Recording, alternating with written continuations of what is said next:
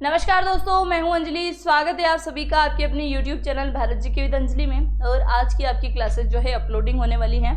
मतलब आज दिन तक आपकी जो क्लासें हैं 10 बजे जो हो रही थी यूपी पुलिस की क्लासेस, वो लाइव क्लासेस थी, पर कुछ टेक्निकल इशू की वजह से आपकी क्लास जो है आज अपलोड होने वाली है। तो आप थोड़ा सा इसको पढ़ लीजिएगा और कल जो है फिर से अपन लाइव ही पढ़ेंगे। चलिए शुरुआत करते हैं आज के इस नए सेशन के। महत्वपूर्ण प्रश्न जो है अपन जान लेते हैं। भारतीय भाषाओं के संरक्षण एवं विकास हेतु हिंदुस्तानी एकेडमी कहाँ पर स्थित है। देखो इसके अंदर सबसे महत्वपूर्ण, अगर आपसे भाषा पूछी जाए कि इनके अंदर जो है कौन सी दो महत्वपूर्ण भाषा हैं, तो भाषाओं का नाम भी आपको याद रखना है। सबसे महत्वपूर्ण प्रश्न यह है कि भारतीय भाषाओं के संरक्षण एवं विकास हेतु हिंदुस्तानी एकेडमी का जो है अनावरण किया गया है या इसको जो है स्थापित किया गया है, वो कहाँ पे किया गया है।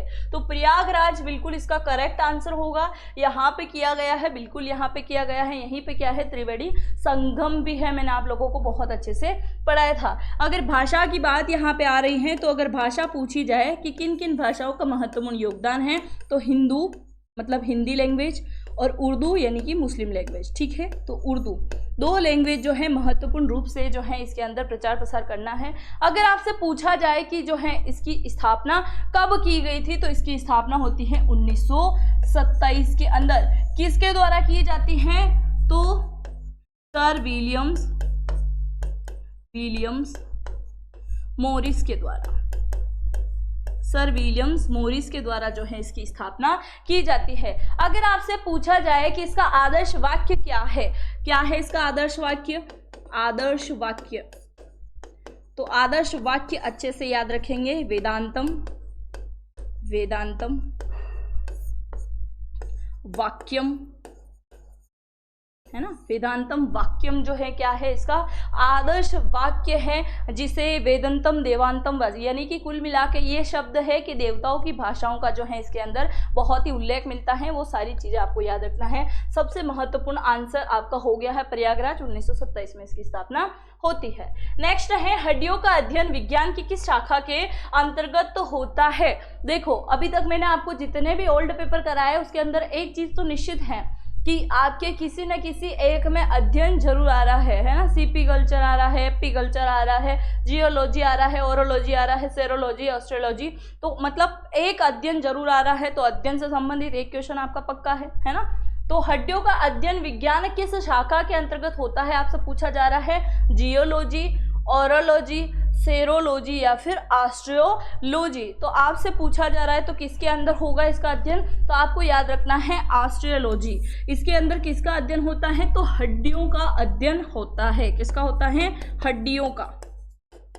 हड्डियों का अध्ययन इसके अंदर होता है, बिल्कुल होता है। अगर नेक्स्ट ऑप्शन की अगर बात करें तो ओरोलॉजी के अंदर जो है किसका अध्ययन होता है, पक्षियों का होता है। पक्षी का क्या है, अध्ययन इसके अंदर होता है, बिल्कुल होता है इसके अंदर। नेक्स्ट अगर आपसे पूछा जाए कि सेरोलॉजी के अंदर किसका अध्ययन होता है, सीरम मीन्स क्या है, शरीर के अंदर क्या है, जो तरल पदार्थ होते हैं उनका क्या है इसके अंदर अध्ययन किया जाता है। जियोलॉजी ये सबसे महत्वपूर्ण है, क्या है, जियोलॉजी। अब जियोलॉजी के अंदर जो अध्ययन होते हैं वो क्या होते हैं, पृथ्वी के अंदर जो सेल होते हैं उन सेलों का क्या है, अध्ययन इसके अंदर किया जाता है। तो पृथ्वी के अंदर जो भी सेल होते हैं उसके अंदर अध्ययन किया जाता है, किसके अंदर, जियोलॉजी के अंदर। तो आपके इस ऑप्शन का, इसका क्वेश्चन का आंसर क्या हो जाएगा, D option is the correct answer हो जाएगा। चलिए नेक्स्ट है, चोरी चोरा कांड का संबंध उत्तर प्रदेश के किस जनपद से है। देखो जब चोरी चोरा हत्याकांड हुआ था तो उस समय ये एक क्षेत्र जो है बिल्कुल कस्बे के रूप में था, और अभी हाल ही में ये हो चुका है तहसील के रूप में परिवर्तित। तो चोरी चोरा का कांड संबंध जो है ये उत्तर प्रदेश के किस जनपद से संबंधित है, तो आपको याद रखना है गोरखपुर से। ये क्या है, गोरखपुर जो जिला है उत्तर प्रदेश का, यानी कि यूपी में अगर आपसे पूछा जाए कि सबसे अधिक वर्षा किस जिले के अंतर्गत होती है तो आप अच्छे से याद रखेंगे गोरखपुर के अंदर होती है। चोरी चोरा कांड किसके अंदर आता है, गोरखपुर जिले की। अब ये तहसील है, क्या है, तहसील है। कहाँ पे आ गया है चोरी चोरा, तो गोरखपुर की तहसील है चोरी चोरा। चोरी चोरा पहले क्या हुआ करता था, एक कस्बा हुआ करता था जिस समय ये सारी चीज़ें होती है। आज सब लोगों को अच्छे से मैंने पढ़ाया भी था कि असहयोग आंदोलन होता है वो उग्र रूप धारण कर लेते हैं क्योंकि इन चीज़ों को लेके इनके ऊपर गोलीबारी की जाती है और बाद में जनता के अंदर जो क्या है आक्रोश फैल जाता है। उन्हीं आक्रोश को लेके चोरी चोरा एक कस्बा होता है जिसके अंदर एक पुलिस थाना होता है। क्या होता है, पुलिस थाना होता है और इस पुलिस थाने के अंदर जो है 22 पुलिस कर्मियों को जिंदा जला दिया जाता है। कर्मियों को क्या किया जाता है, जिंदा जला दिया जाता है लोगों के द्वारा। कब होता है, सन पूछा जाए तो 4 फरवरी 1922 जो है आप अच्छे से याद रखेंगे तभी होता है। चलिए आगे बढ़े। नेक्स्ट ऑप्शन की भी अगर अपन बात करें कि इनकी भी क्या क्या खासियत बात है या आपसे पूछी जाए तो सबसे महत्वपूर्ण आपको याद रखना है देवरिया। देवरिया, अब अगर आपसे पूछा जाए कि देवरिया जो है क्यों जाना जाता है तो एक टाइम था जब देवरिया के अंदर क्या है महात्मा बुद्ध ने महापरिनिर्वाण किया था। कुशीनगर मैंने आपको पढ़ाया था, है ना। तो कुशीनगर जो है, कुशीनगर एक टाइम पे इसी के अंदर आता था जहाँ पे महात्मा बुद्ध ने क्या किया था, महात्मा बुद्ध ने किया था कुशीनगर में महापरिनिर्वाण। महापरिनिर्वाण क्या होता है, महापरिनिर्वाण इसका मतलब यह है कि प्राण जो है त्याग देना, है ना। इनकी मृत्यु जो है हो गई थी वो याद रखेंगे। आजमगढ़ की अगर मैं बात करूं तो आजमगढ़ जो है क्यों प्रसिद्ध है, तो आजमगढ़ के बारे में आप अच्छे से याद रखेंगे। आजमगढ़ क्या है, जैसे ये आपका आजमगढ़ है, इसके साइड में 2 नदियां प्रवाह होती हैं और इन नदियों की वजह से ही ये बहुत ज़्यादा सुर्खियों में रहता है क्योंकि बहुत सी बार पेपर में पूछ लिया जाता है आजमगढ़ किस नदी के किनारे है। तो एक तो गंगा नदी याद रखो और दूसरी घाघरा नदी। अब घाघरा नदी किसकी सहायक है, गंगा की है, तो ओबियसली आपका पहला आंसर किसको जाएगा, गंगा को ही जाएगा। बलिया के बारे में पूछा जाए तो महर्षि भृंगु की क्या है, तपोभूमि रही थी, ये तपोभूमि रही थी बलिया, है ना। बलिया किसकी, महर्षि भृंगु की जो है तपोभूमि यह रह चुकी है। चलिए नेक्स्ट है, सीवी रमन को किस क्षेत्र में कार्य करने के लिए नोबेल पुरस्कार प्रदान किया गया था। बहुत ही महत्वपूर्ण प्रश्न है और आपके यूपी पुलिस के ओल्ड पेपर अगर आप सोल्व करोगे तो मैक्सिमम से मैक्सिमम 8 से 12 बार रिपीट हो चुका है ना, बहुत बार रिपीट हो चुका है। मीन्स अब आपको क्या करने हैं, जितने भी नोबेल पुरस्कार अभी हाल ही में मिल चुके हैं उनको अच्छे से आप लोगों को कंप्लीट करना होगा। यहाँ पे पूछा गया है सीवी रमन को किस क्षेत्र में कार्य करने के लिए नोबेल पुरस्कार प्रदान किया गया है, रेडियोधर्मिता, क्रायोजेनिक, ध्वनि मापी या फिर प्रकाश प्रति। अब बहुत सारे बोलेंगे कि इसमें ऑप्शन ही नहीं है क्योंकि उनके बारे में तो हम लोगों ने रट रखा है। कब होता है, भौतिकी के क्षेत्र में, यही लोगों को अधिकतर याद होगा, जो कि प्रश्न ऐसे ही घुमा दिए जाते हैं। इसका आंसर क्या होगा, प्रकाश की प्रति हो जाएगी, गति हो जाएगी, ठीक है। तो सीवी रमन के बारे में पूछा गया है, चंद्रशेखर वेंकटेश रमन, है ना। तो सीवी रमन का मतलब क्या है, चंद्रशेखर वेंकटेश रमन जो हैं इनको क्या है, रमन साहब को जो है भौतिकी के क्षेत्र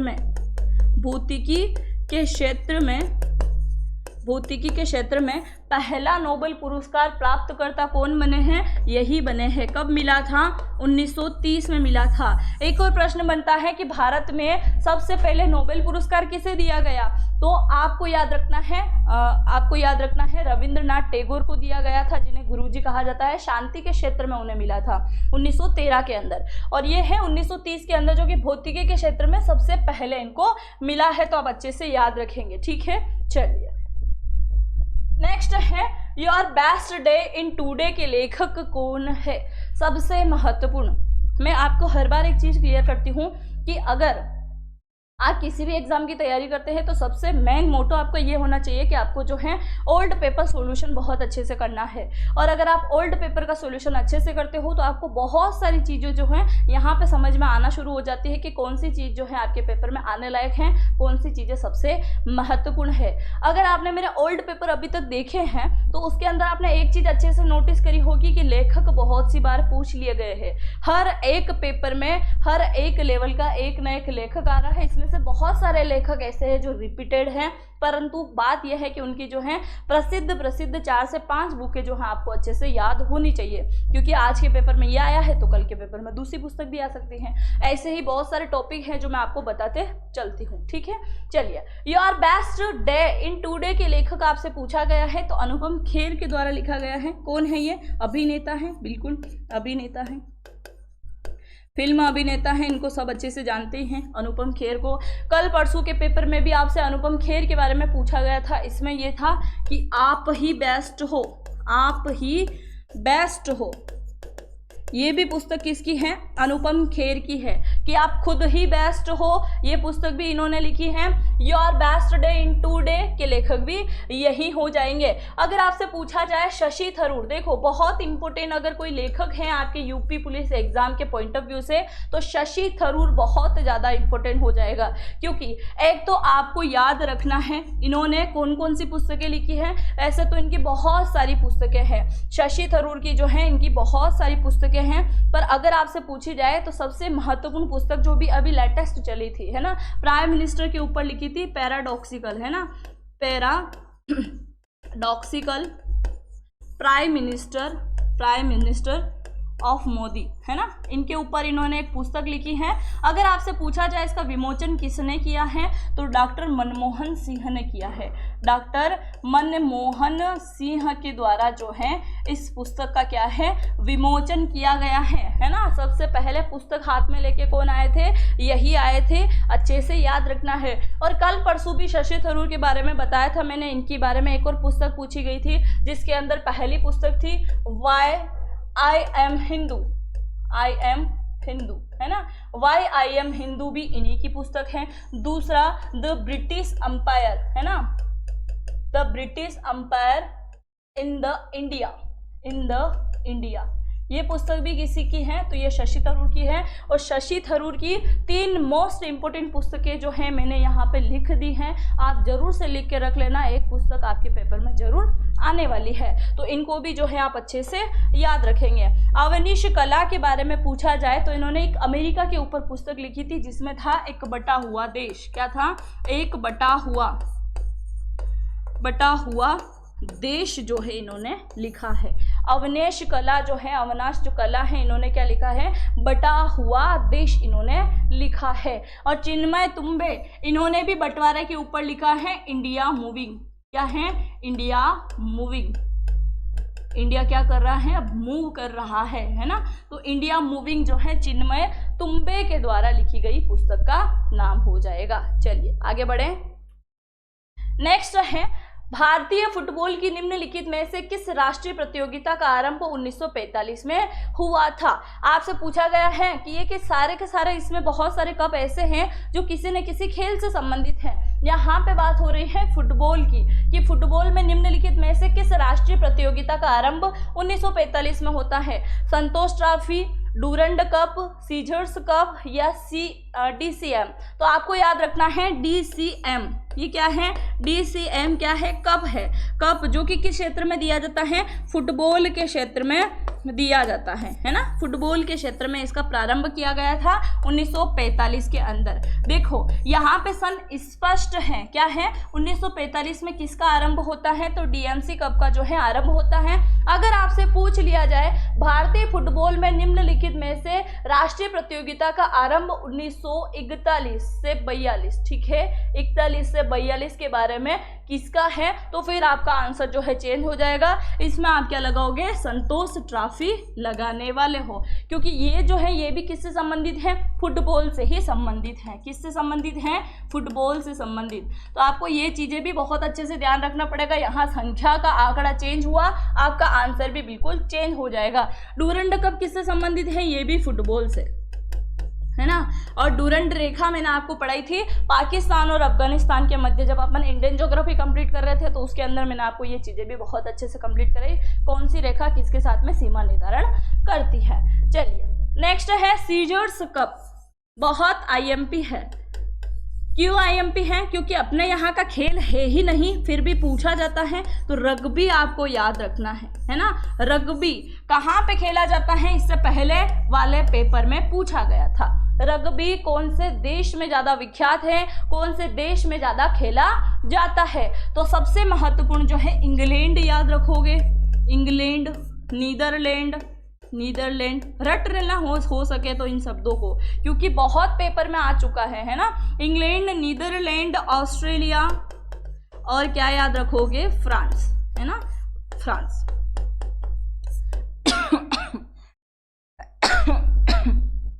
सॉरी, तो ये जो है आपको याद रखना है, चारों देशों के अंदर क्या है, बहुत ज्यादा खेला जाता है सीजर्स रग्बी, आपको अच्छे से याद रखना है।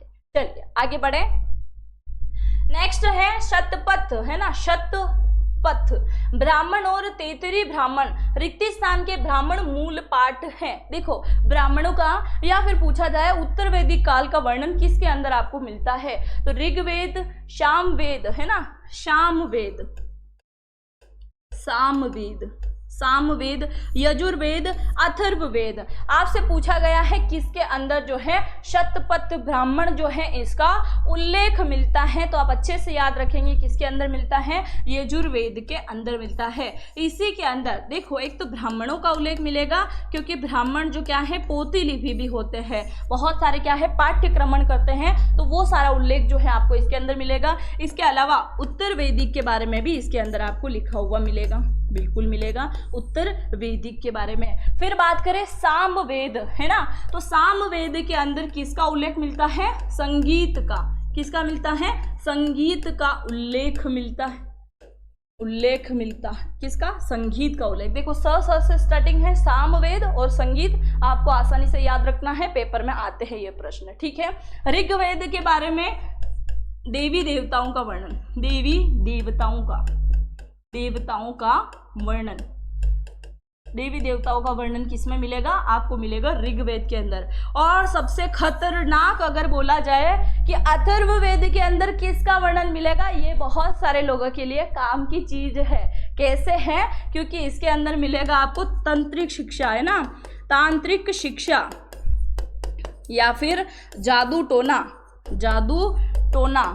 है ना, जादू टोना जो है किसके अंदर लिखा हुआ मिलेगा, अर्थवेद के। और अथर्ववेद के लिए सबसे महत्वपूर्ण 51 शक्तिपीठ में से कामाख्या माता मंदिर के बारे में मैंने आपको बताया था, वो इसी के लिए जाना जाता है। और यहाँ लाखों की संख्या में क्या है, आपको तांत्रिक हर साल पूजा करते हुए मिल जाएंगे, है ना, बहुत ज़्यादा यहाँ पे आते हैं। ये आपके काम की चीज़ है। बहुत सी बार आप बस वगैरह ट्रेन में यात्रा करते हो तो लिखे हुए रहते हैं ना, बाबा जी से कांटेक्ट करें, मतलब वशीकरण के लिए, सारी चीज़ें जो है ये इसी से संबंधित हो जाएगा। चलो आगे बढ़े। भारत विश्व का विशालतम लोकतांत्रिक प्रजातंत्र है। इसके प्रथम लोकसभा का आयोजित कब किया गया था, आपसे पूछा गया है। 16 अगस्त 1947, 27 जनवरी 1950, 13 मई 1952 या फिर 15 जून 1952। तो इसका आंसर क्या हो जाएगा, इसका आंसर हो जाएगा 13 मई 1952। अब यहाँ पे आपसे प्रश्न पूछा गया है कि विशालतम लोकतांत्रिक प्रजातंत्र, तो सबसे महत्वपूर्ण आपके 2 प्रश्न यहाँ से कंप्लीट होते हैं। प्रथम लोकसभा का आयोजन कब किया गया, बिल्कुल 13 मई 1952 को किया गया। और भारत क्या है, विशालतम लोकतांत्रिक देश है, बिल्कुल है लोकतांत्रिक देश। और 13 मई 1952, चूंकि यहाँ पे आपको याद रखना है सबसे पहले क्या हो चुका था, निर्वाचन हो चुका था, निर्वाचन यानी कि चुनाव हुए थे, है ना, बिल्कुल हुए थे। कब हुए थे, पहले आम चुनाव पूछा जाता है, बहुत सी बार पेपर में होते हैं 1951-52 के अंदर, बिल्कुल होते हैं। ये जैसे ही चुनाव संपन्न होते हैं उसके बाद में क्या है, लोकसभा का आयोजन किया जाता है। तो 1952 के अंदर ही किसका आयोजन होता है, प्रथम लोकसभा का आयोजन होता है। और उस समय से लेके अभी तक की लोकसभा की बात करें तो अभी कौन सी लोकसभा चल रही है, 17वीं लोकसभा चल रही है, जिसके क्या है स्पीकर कौन हो जाएंगे, ओम बिरला साहब हो जाएंगे। ये मैंने आपको बताया था। इस साइड ये हो गए, उस साइड क्या है, उपराष्ट्रपति हो गए जगदीप धनखड़ साहब, याद रखेंगे। नेता प्रतिपक्ष और विपक्षी भी मैंने आप लोगों को अच्छे से पढ़ाया है। मल्लिकार्जुन खड़गे राज्यसभा के नेता प्रतिपक्ष हैं, और नेता साइड के अगर बोला जाए इस साइड का, तो इस साइड का कौन है? पीयूष गोयल हो जाएंगे। चलो यहाँ पे बात कर रहे हो लोकसभा में विपक्षी नेता अभी कोई भी नहीं है, किसी को हक नहीं दिया है लोकसभा ने अभी वर्तमान में। चलो इसके बारे में अगर जाना है, 1951-52 में निर्वाचन होते हैं। सुकुमार सेन रहते हैं उस समय, है ना। सुकुमार सेन कौन थे? प्रथम निर्वाचन आयुक्त थे। इनका कार्यकाल कब तक रहा था? फिर 58 से 9 तक, ठीक है, 58 तक रहा था इनका, है ना, 58 तक रहा था। 1949 से जो है 1949 से जो है इनका कार्यकाल शुरू हो गया था। कब तक रहा था? 58 तक रहा था, ठीक। खेलो इंडिया राष्ट्रीय शीतकालीन खेल के दूसरे संस्करण का आयोजन जो है कहाँ पे किया गया? देखो ये सबसे महत्वपूर्ण प्रश्न है कि कहाँ पे किया गया था, और ये भी महत्वपूर्ण प्रश्न है कि किसके द्वारा जो है जीत हासिल की गई थी। शीर्ष स्थान पर कौन था? तो गुलमर्ग जो है आपको याद रखना है। शीर्ष स्थान पे कौन था? तो 26 जो है पदक जीते थे, और फर्स्ट नंबर पे आता है आपका जम्मू एंड कश्मीर, है ना, जम्मू एंड कश्मीर। ये जो है क्या रहता है? प्रथम नंबर पे आ जाता है, अच्छे से याद रखेंगे। अगर आपसे पूछा जाए अब जो है कहाँ पे आयोजित होगा, तो तमिलनाडु के अंदर होगा, है ना, तमिलनाडु के अंदर जो है इसका अब संस्करण होने वाला है। चलो आगे बढ़े। नेक्स्ट है जल्लीकट्टू, रिक्त स्थान के साथ जुड़ा हुआ है। प्रश्न तो बहुत बार पढ़ा होगा और सबको आंसर भी याद होगा कि तमिलनाडु है ना, तमिलनाडु है। क्या होता है जल्लीकट्टू? सबसे महत्वपूर्ण, जल्लीकट्टू के साथ जुड़ा हुआ है त्रिचूर, पोंगल, ओणम या फिर कार्तिकेय। देखो इसके साथ में जुड़ा हुआ है पोंगल। पोंगल तो त्योहार कहाँ पे मनाते हैं? ये भी मनाते हैं तमिलनाडु में, और कुछ एरिया जो तमिलनाडु के टच में आते हैं, किसके? केरल के, तो केरल के अंदर भी इसको मनाया जाता है। अगर कभी ऑप्शन में तमिलनाडु ना मिले, केरल मिले, तो भी आप सही आंसर इसका लगा सकते हैं, क्योंकि कुछ इलाकों में इसको भी मनाया जाता है। जैसे अपन नृत्य पढ़ते हैं ना, तो घनघोर के बारे में अपन राजस्थान भी याद रखते हैं, तो फिर मध्य प्रदेश भी याद रखते हैं। उसी प्रकार की सारी चीजें जो है इसके अंदर भी शामिल होगी। तो जल्लीकट्टू क्या होता है? जल्लीकट्टू इसमें क्या होता है? एक गांव की परंपरा है, बहुत पौराणिक टाइम से चली आ रही है। 3 सांड होते हैं, या फिर बेल बोलो, है ना, या तो बेल बोलो या फिर सांड बोलो, अलग अलग लैंग्वेज में आप जैसा भी उचित समझो, ठीक है। 3 सांड होते हैं या बेल होते हैं, उनको छोड़ा जाता है। ये सबसे गांव के सबसे बुजुर्ग होते हैं, बिल्कुल सबसे बुजुर्ग बेल होते हैं, इनको छोड़ दिया जाता है। इनको क्या कहा जाता है? तमिलनाडु के अंदर छोड़ने के बाद जैसे इनकी एक परंपरा है चली आती है, इनको कहा जाता है शान। क्या कहते हैं? शान।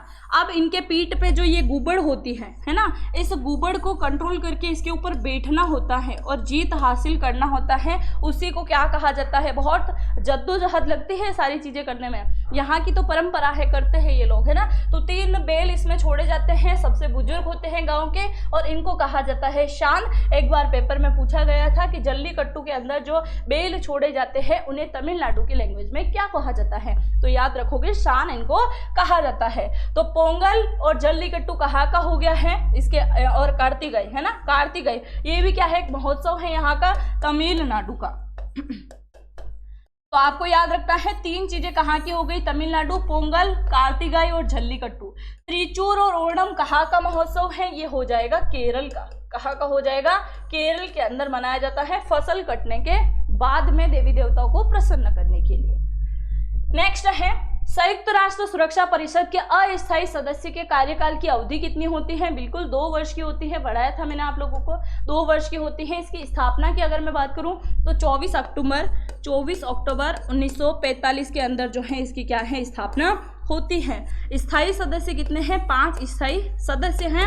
आप लोग मुझे कमेंट करके बताओगे, अगर वीडियो पूरा चेक करते हो तो मुझे पता चल जाएगा किस किस ने पूरा वीडियो देखा है। कमेंट करके आप मुझे बताओगे कि इसके स्थायी सदस्य के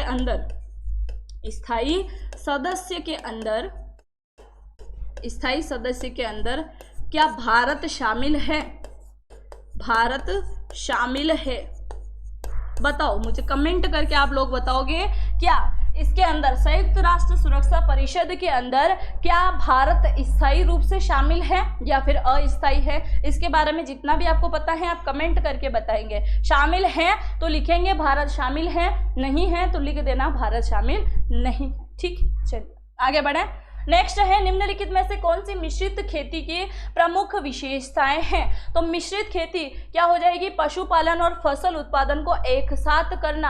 अगर आपसे पूछा जाए कि मिश्रित खेती होती क्या है, मतलब एक तो आप पशुपालन भी कर रहे हो, फसल भी उत्पादन कर रहे हो। एक और मिश्रित खेती में क्या आता है, जहां पे आपने मक्का भी बो दिया है और इससे छोटी वाली फसल क्या है, या तो मूंगफली या फिर सोयाबीन, ये छोटी होती है ना आकार में, तो ये भी साथ साथ में बोया जा सकता है, वो भी हो जाता है। तिलहन बो सकते हो, तिलहन, अनाज बो सकते हो, तो ये सारी चीजें किस में आती हैं, एक मिश्रित खेती के अंदर ही आती है, यानी कि एक ही स्थान पे दो टाइप की फसल एक साथ में उगा देना। ठीक है, चलिए नेक्स्ट है, अक्टूबर 2017 में केंद्र सरकार ने रिक्त स्थान में एक कछुआ अभयारण्य विकसित करने की मंजूरी दी है। देखो इस वाले क्वेश्चन में बहुत सारे क्या है कंफ्यूज हो सकते हैं।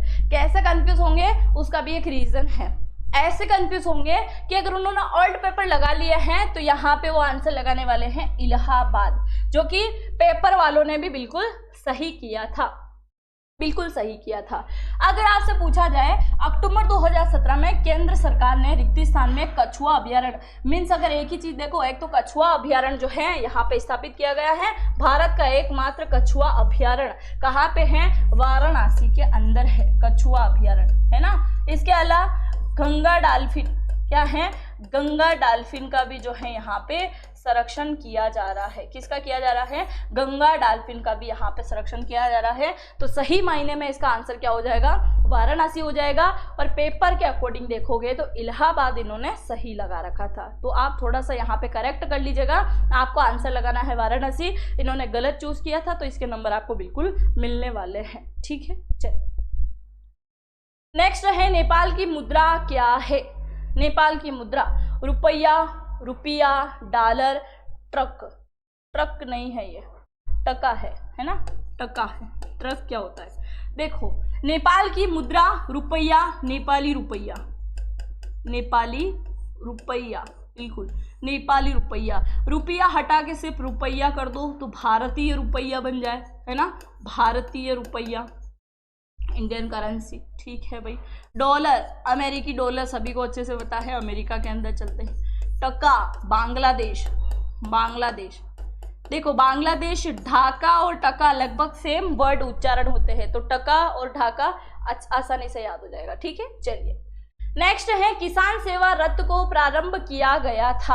अब सबसे पहले आपके एक क्वेश्चन चलेगा दिमाग में कि क्या होता है इसके अंदर, किसान सेवा रथ को प्रारंभ तो किया गया है, कब किया गया था इसको प्रारंभ, तो 2009 से 10 जो है आप अच्छे से याद रखोगे। इसके अंदर तो इसको शामिल किया गया है ना, इसको शामिल किया गया है। फिर इसके अंदर होता क्या है, तो किसानों को क्या होता है, किसानों को क्या है, इसके ऊपर जो है उचित जानकारी मिलती है। एक ऐप है, ये क्या है, एक ऐप है जिसके माध्यम से बहुत सारी जो है ये बुकिंग भी करा सकते हैं, फसल को खरीद भी सकते हैं, फसल को बेचा भी जा सकता है। तो ऐसे क्या चीज़ें जो इसमें होने वाली हैं, फसल रथ या किसान रथ जो है इसको बोला जाता है। चलिए निम्न में से कब सिकंदर लोदी का मकबरा बनाया गया था। सिकंदर लोदी का मकबरा जो है कब बनाया गया था, ये आपसे पूछा जा रहा है ना, ये आपसे पूछा जा रहा है कि सिकंदर लोदी का जो मकबरा है ये कब बनाया गया था।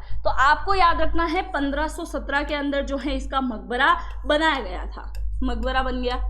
ठीक है, पहले से ही काम चल गया था क्योंकि भाई साहब बीमार थे, कैंसर हो गया था सिर के अंदर, है ना, कैंसर हो गया था। बहुत बार पेपर में पूछा जाता है कि सिकंदर की जो है मृत्यु कैसे होती है, सिकंदर लोदी की मृत्यु कैसे होती है। युद्ध आ जाते हैं बहुत सारे और लास्ट में एक ऑप्शन मिलता है जिसमें लिखा हुआ रहता है कि बीमारी की वजह से, कैंसर की वजह से, ऐसा कुछ आपको लिखा हुआ मिलेगा। तो याद रखो कैंसर की वजह से मृत्यु हो जाती है, सिर के अंदर जो है कैंसर हो जाता है ना, सिर में होता है, किसी युद्ध की वजह से नहीं होता है। दूसरा सबसे शक्तिशाली राजा हुआ था, दूसरा सिकंदर, है ना, सिकंदर जो है दूसरा सबसे शक्तिशाली राजा हुआ है।